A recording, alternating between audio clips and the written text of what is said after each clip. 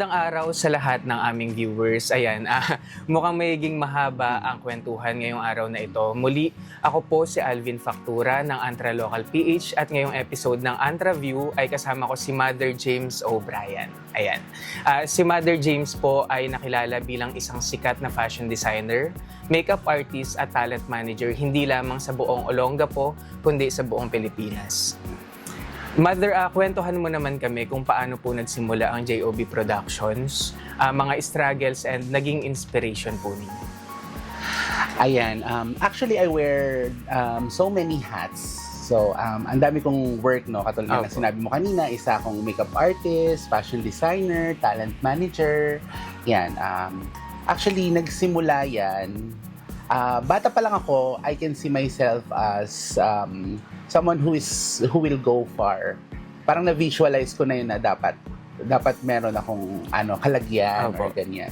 So, bata pa lang ako, nagdo-drawing na ako ng mga laruan, which is mga paper dolls. Uso kasi yun dati, di ba? Merong nabibiling ganun, pero ako I make my own. Tapos pati yung mga kortina, tsaka yung mga kumot, ginagawa akong mga damit, ganyan. Tapos, growing up, palagi akong kasama sa mga school programs, ganyan. So, ayun, nakita ko na marami palang binigay si Lord na talent sa akin. So, kailangan gamitin ko ito. Tapos, pagdating naman ng high school or nag-work na ako actually.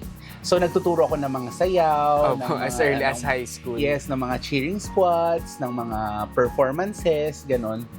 So, normally, di ba, mga teachers lang nagtuturo ng ganon. Pero pag may mga competitions naman, ako yung, pumapasok doon na So, after class ko, magtuturo ako sa isang school ng cheering squad, tapos may sasali ng beauty pageant. So, doon ko lahat na-acquire yung experience and knowledge ng kung ano yung meron ako ngayon.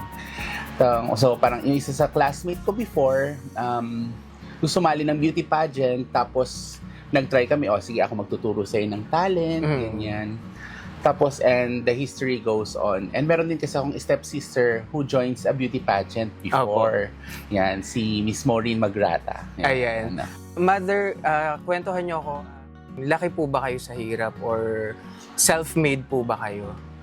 Actually, hindi naman talaga ganun kahirap kasi as you can see, yung apelido ko is O'Brien. My father hates to tell everyone, nagagalit siya pag sinasabi kasi na I am adopted. Pero actually, asawa naman, yung foreigner, which is, akala nila black, no? Pero white yan. Dad ko is, naging asawa siya ng mom ko. Yan. So, parang love child ako to a Filipino na taga Olongapo din. Tapos, ayun, inangkin niya naman kami na sarili niyang anak. So, isinunod niya kami doon sa apelido niya. Kaya yun, ako nga ay isang O'Brien. Pero, hindi naman ganun kaming, ka-well off. Actually, parang, sakto lang. Saktuhan lang. Oo, pero kasi, maraming mga pangyayaring nangyari sa buhay ko, yung nag-separate yung parents, tapos nagkaroon ng another stepmother. So tumira ako doon sa una kong stepmother na kung saan nakatira lang kami sa silong ng bahay. Originally hindi kami talaga pero naranasan ko kung gaano kahirap talaga din yung buhay dahil sa talagang umiikot talaga yung yung mundo. Yan na. Tapos naranasan ko din yung pagsasarahan ka ng bintana. Yung nakikinod ka sa kapitbahay ng TV, tapos akala ko sa teleserye lang nangyayari yun. Pero I have experienced all of that. Tapos afterwards, bumalik ako ulit sa bahay namin. Tapos pinalayas naman ako. So in-enroll ko naman yung sarili ko nung high school.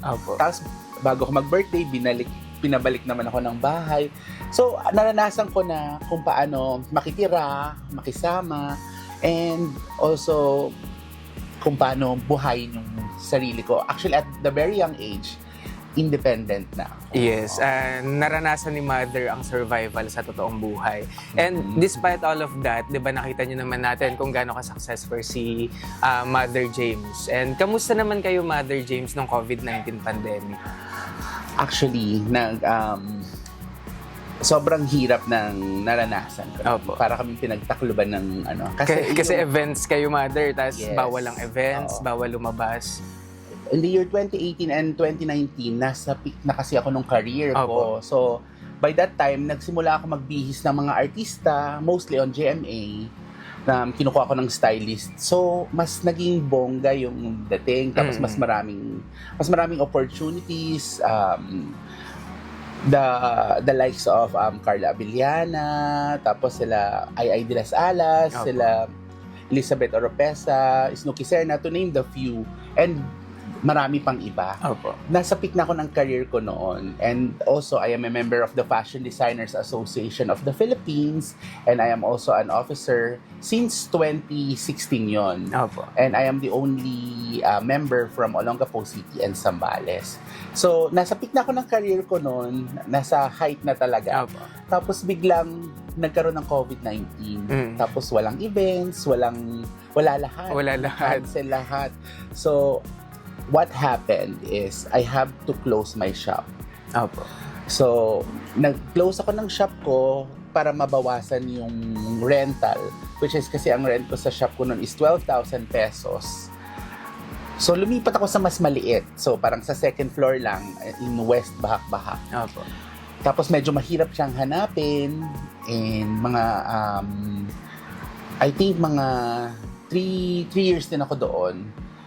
So, nag-rent ako for 8,000 pesos. At least may nasave akong 4,000, diba? So, ayun, talagang nagkaroon ako ng anxiety na parang, ano ba to? Kailan ba to matatapos? Sobrang tumagal siya, mother. Oo, nawawala na ako ng savings, Opo. ng ganon. Tapos meron pa akong binabayaran na car that time. Opo. Kasi kakukuha ko lang ng December. Tapos biglang March lockdown, di ba? Saan ko kukunin yung ano? Then, what I did was, nagtrabaho ako bilang isang call center. As isang call center trainer. Opo. So, dati kasi faculty ako ng Monterey and Aura College. So, hindi ako naging agent. So, pagpasok ko pa lang, naging trainer ako. Nag-training ako para maging trainer. Tapos, I worked there for at mga 10 months. Tapos, nung suddenly nababalik na yung events, yun, nag-resign na ako ulit. Ayun. Syempre, naging backup ni mother yung pag-work. Parang no choice sa'yo kasi sobrang naapektuhan po yung industry niyo, mother. Sobra. Events, canceled lahat ng events. May mga upcoming bookings kayo nun, mother, bago Actually, mag-lockdown. Oo, ang daming mga prom na parating. Tapos, may mga events pa kami na malalaki. Tapos, all cancel. Lahat canceled. Ayun. Meron pa ho ba kayong mga naging mentor bago nyo po narating yan? Yung mga nagturo sa inyo kung paano? Yes, actually, I have so many mentors. Some of them already passed away. Opo. So, like, sa events, the likes of Dr. Roger Nuki at saka Sir Basil Suarez of RT4 Productions, diyan ako natutong mag-events.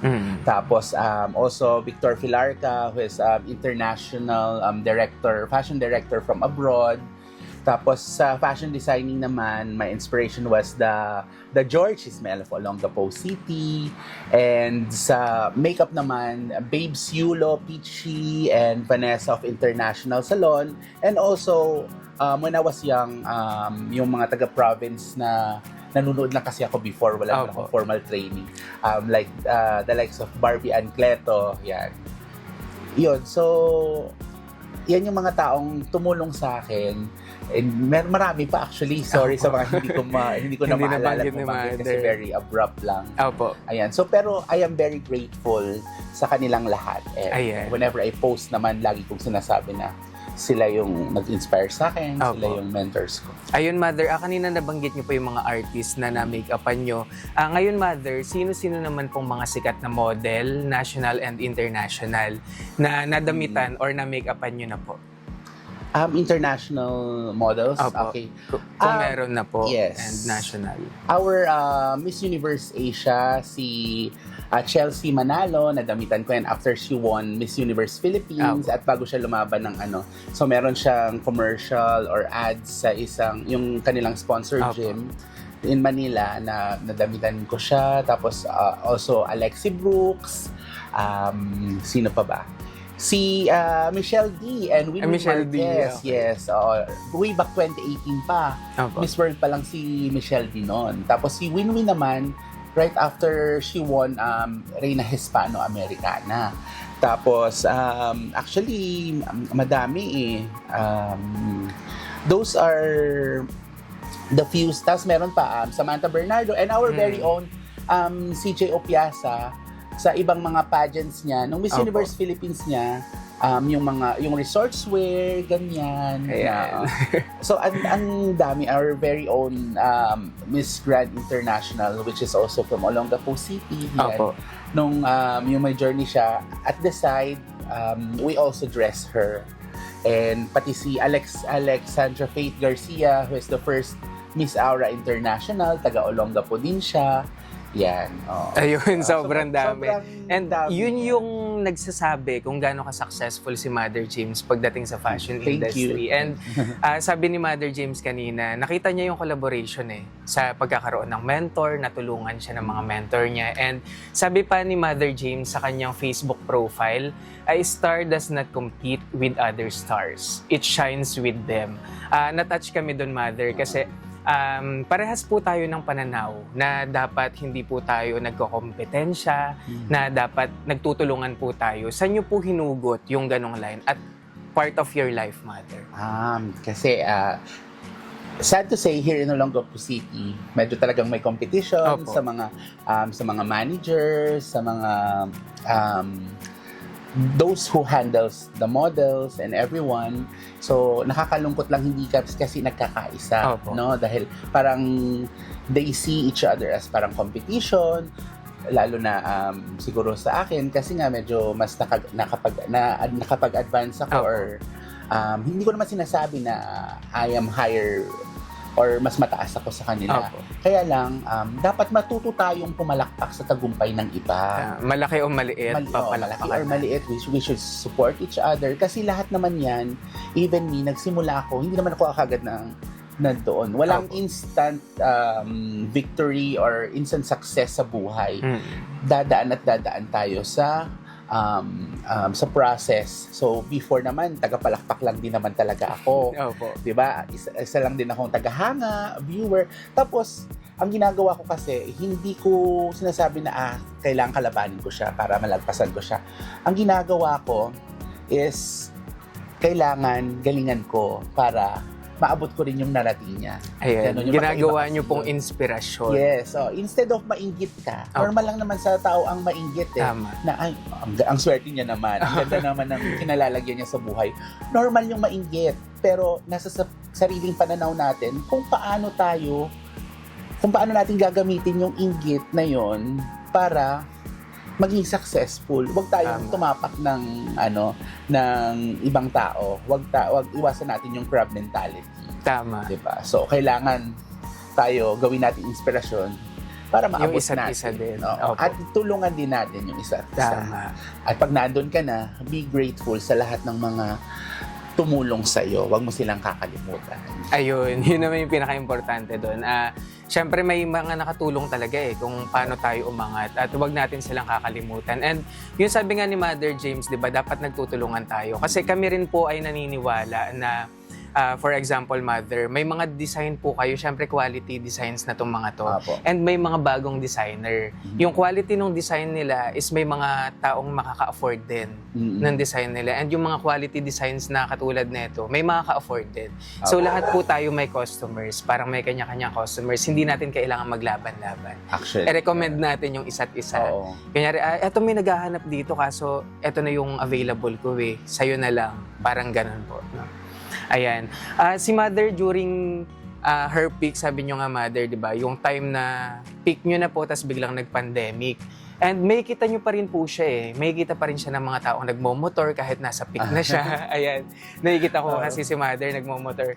And very humble and very down to earth. Kung kaharap nyo po, Mother, yung batang James O'Brien, ano pong masasabi nyo sa kanya?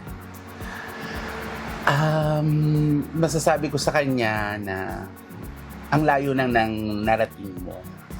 Sobrang proud ako sa iyo kasi dumaan ka sa hirap, pinagtrabahuhan mo lahat ng mga, kung ano yung meron ka ngayon, and malayo pa, pero malayo na, sabi nga nila, di ba, doon sa quote na yon. Pero sobrang proud ako kasi hindi ka natakot na subukan yung mga bagay na kahit na nakakatakot, gano'n. Yun kasi yung meron talaga ako, yung lakas ng loob. Opo. Yung guts na lahat papasukin ko, hindi lang pala lang masasama. Syempre, Opo. lahat ng bagay gagawin ko para maabot yung pangarap ko, gano'n. Kahit maghirap pa yan, kahit nakakahiya o gano'n. Opo. Ayan. And para matapos, Mother, yung interview, yung mga manunood po kasi sa atin is mga negosyante po. Okay. Napagdaanan niyo yung hirap nung part ng pandemic, sabi niyo nga po. Maraming naghihirapang negosyante, kapwa natin negosyante ngayon. Ano pong masabi niyo sa kanila para ituloy naman yung mga pangarap nila? Sa mga negosyante or sa mga nangangarap din na magkaroon ng business or para magkaroon ng magandang buhay, don't be afraid to try. Don't be afraid to fail. Sabi nga, if you if you fail 7 times, stand up 8 times. Yan. So kapag nadapa ka, bangon lang. Ganon. So at saka take the risk. Huwag kang matatakot na parang iniisip mo parang na pag sinubukan ko ba to, magtatagumpay ba ako, or baka baka bumagsak lang ako. Dapat hindi ganun yung mindset natin. Lagi tayong magkaroon ng strong will, strong heart, tsaka believe in yourself na kaya mo, and always believe in the beauty of your dreams. Sabi nga nila of the great Catriona Gray, you are never denied, you are only redirected. So kung mag-fail ka sa isang bagay, may plan palagi si Lord para sa iyo. Ayun. Ang pinakamagandang napulot ko ngayong araw na nakausap ko si Mother James is naniwala kasi siya sa sarili niya. Yes. Kahit, yun yung nakikita ko na kahit maraming sinasabi sa'yo yung tao, na maraming pagsubok, hindi, kaya ko to, naniniwala ako sa sarili ko, magaling ako, aabutin ko kung ano yung napipicture ko sa sarili ko. So sabi ni Mother James kanina sa unang tanong, bata pa lang siya, nakikita niya na yung sarili niya dun sa industry na yun, na naka-line up siya. So bata pa lang, dineclare niya na maging successful ako, maabot ko yung mga pangarap ko. Ayun. And to include lang, actually I'm also a victim of bashing. Marami ding mga tao na nagsasabi ng against sa akin. They have their stories. So yon, normal naman yon. Opo. So ang pinaka-importante sa lahat is kilala mo yung sarili mo, at although it really affects, 'di ba? Yes. Yung minsan iniisip mo na relevant pa ba ako, ganyan, or bakit sinasabi nila to. Sa akin kasi ang pinaghirapan mong establish yung pangalan mo, tapos biglang sa isang pagkakamali lang, mabubura lahat yun, masisira ka. So nalagpasan ko naman yun kasi naniwala ako na mas kilala ko yung sarili ko, at saka yung mga taong nakakakilala at sumusuporta sa akin, laging nandiyan. Ayan. So, isa pa yun. So, dapat nating tandaan. Ayun, napaka-fruitful talaga ng interview today. And Mother, bago po matapos, invite po natin sila kung may gusto silang damit na rentahan, contact number, and kung saan po tayo located. Ayan, so dito lang po ako located sa 55 Gallagher Street, Barangay East Tapinac, Olongapo. So, malapit lang po ako. Kapitbahay ko po ang mayor ng Olongapo City. Yan. So, hindi po kayong maliligaw. So, nandito po ako near Magsaysay. Kung nasa Magsaysay po kayo, papasok lang kayo sa Domino's Pizza. Tapos, after ng bahay ni mayor, doon na po ako. So, pwede nyo sabihin na doon po malapit sa bahay ni mayor. Yes. And so, once again, I am Alvin Factura ng Antra Local PH, and kasama ko po si Mother James O'Brien. And maraming salamat po sa pagsama nyo ngayong araw nito. Thank you very much. Thank you, Mother. Thank you po.